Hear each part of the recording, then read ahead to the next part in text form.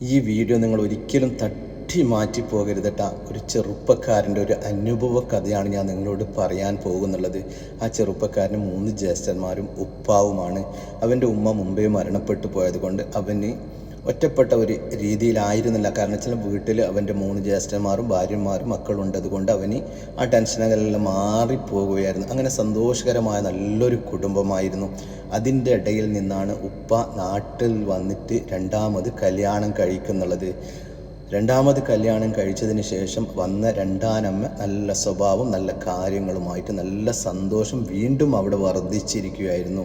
ആ ഉമ്മയില്ലാത്ത ടെൻഷനുകളെല്ലാം അവർക്ക് മാറിക്കൊണ്ടുവരുന്നിടയിൽ നിന്നാണ് അവൻ്റെ 2 ജ്യേഷ്ഠന്മാർ വീട് മാറിയിട്ട് വേറെ പോകുന്നത്. അപ്പോൾ ഇവൻ വിചാരിച്ചു എന്തുകൊണ്ടായിരിക്കുന്നത്, രണ്ടാന ഉമ്മ വന്നത് കൊണ്ട് അവർക്ക് ബുദ്ധിമുട്ടായി പോകുന്നത് കൊണ്ടായിരിക്കാം ഇവർ മാറിപ്പോകുന്നതെന്ന് അവൻ മനസ്സിൽ വിചാരിച്ചു. അത് കഴിഞ്ഞിട്ട് മാസങ്ങൾക്ക് ശേഷം 3ാമത്തെ ജ്യേഷ്ഠനും വീട് മാറിപ്പോകുന്നു. ഇത് അവനിക്ക് വല്ലാതൊരു ടെൻഷനായി. അപ്പോൾ അവരോട് ചോദിക്കുമ്പോൾ ഞാൻ ഒന്നുമില്ല, ഞങ്ങൾക്ക് വേറെ താമസിക്കണം തോന്നി, അങ്ങനെയാണ് ഞങ്ങൾ മാറിപ്പോയത് എന്ന്. അങ്ങനെ കുറേ മാസങ്ങൾക്ക് ശേഷം രണ്ടാനുമ്മക്കൊരു ആൺകുട്ടി ഉണ്ടാകുന്നു. ആൺകുട്ടി വന്നതിന് ശേഷം രണ്ടാനുമ്മൻ്റെ സ്വഭാവ ഗുണങ്ങളെല്ലാം മാറിപ്പോകുകയാണ്. ഇവനോട് വല്ലാതെ ദേഷ്യപ്പെടാൻ തുടങ്ങി. ഭക്ഷണം വരെ നേരെ കൊടുക്കാത്ത ഒരു രീതിയിലായി. അങ്ങനെ പല ബുദ്ധിമുട്ടുകളും ഇവൻ അനുഭവിക്കാൻ തുടങ്ങി. അതിനുശേഷം കളിക്കാൻ പോയെങ്കിൽ തന്നെയാ വരാൻ വൈതാൽ ചീത്ത പറയും. അതിനുശേഷം ഉപ്പ നാട്ടിൽ വന്നതിന് ശേഷം ഉപ്പാൻ്റെ സ്വഭാവങ്ങൾ മാറാൻ തുടങ്ങി. ഇവനോട് സ്നേഹം കുറയാനും തുടങ്ങി. രണ്ടാമത്തെ ഉമ്മാൽ വന്ന ആ അന്യനോട് അവർക്ക് കൂടുതൽ സ്നേഹം തുടങ്ങി. ഇവൻ്റെ മാനസിക നില തെറ്റിപ്പോകുന്ന ഒരവസ്ഥയിലാത്തി.